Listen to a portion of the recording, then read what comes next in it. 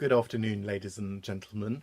Thank you for inviting me to speak about the topic of fashion this month at the LIPG. The topic I've chosen is Christian Dior, and in particular a collection called The New Look.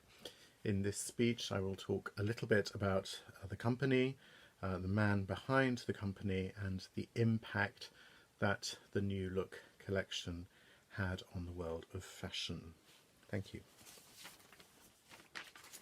I'm sure you've all heard of the fashion label Christian Dior.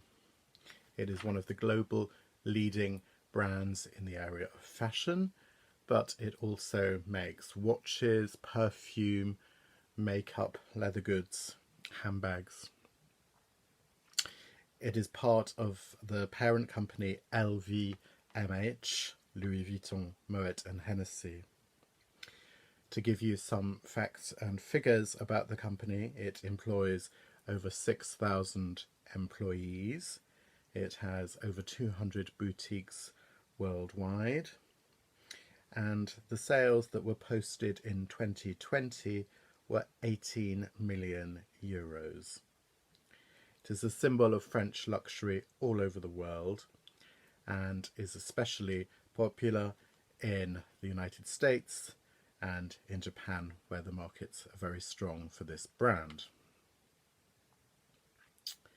Now, Christian Dior himself, he was French, he was born in Normandy, and he soon moved to Paris, where he established the House of Dior on the fashionable Avenue Montaigne in the 8th arrondissement of Paris.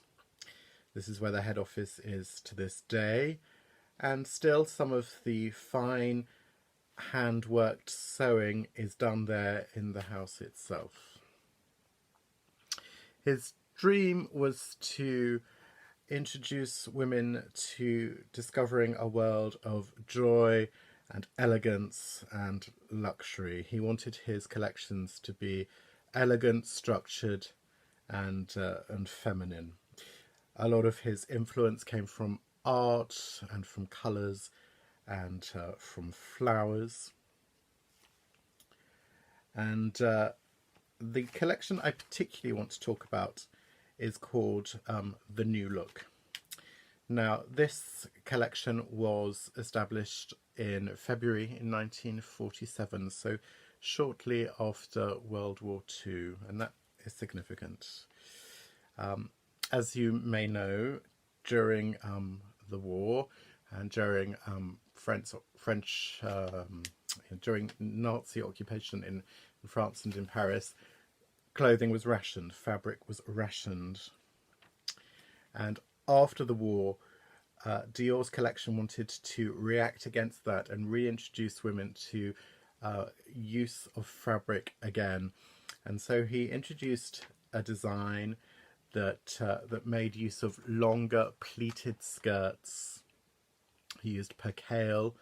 He designed using corsets and petticoats, and created what was termed the New Look.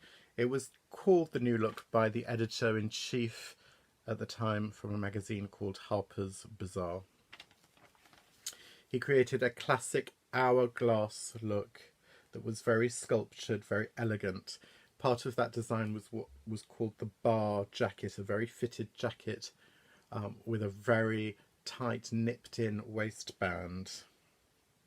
He worked very much on the shape and silhouette of women's fashions. Now, the reaction to this was very strong. People had been used to being very, very sparse with their fabric, and then all of a sudden using copious amounts of fabric created a very, very strong reaction.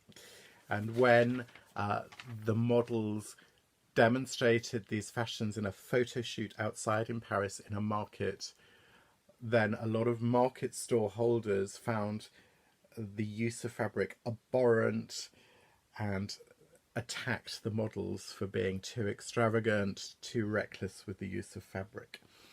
Gradually, as rationing lifted, the attitudes towards this use of fabric changed.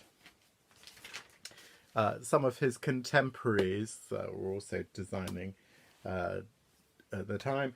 They were figures like Jean Patou, Jeanne Lanvin, and Nina Ricci. You may have heard of those names as well. One of the other contemporaries was Gabrielle Chanel, who was called Coco Chanel, and she had a very strong reaction to Dior's new look. She didn't like it at all, and she said, "Look how ridiculous these women are, wearing clothes by a man who doesn't know women, never had one, and dreams of being one." Strong views there from Chanel. However, Christian Dior revolutionised women's fashion, particularly after World War II. He re-established Paris as the centre of the fashion world, and his legacy and his influence lives on today, notably through Yvette Saint Laurent, YSL, who was hugely influenced by Christian Dior. So he represented a turning point in the history of fashion. I hope you found this snapshot into Christian Dior interesting, and thank you very much for listening.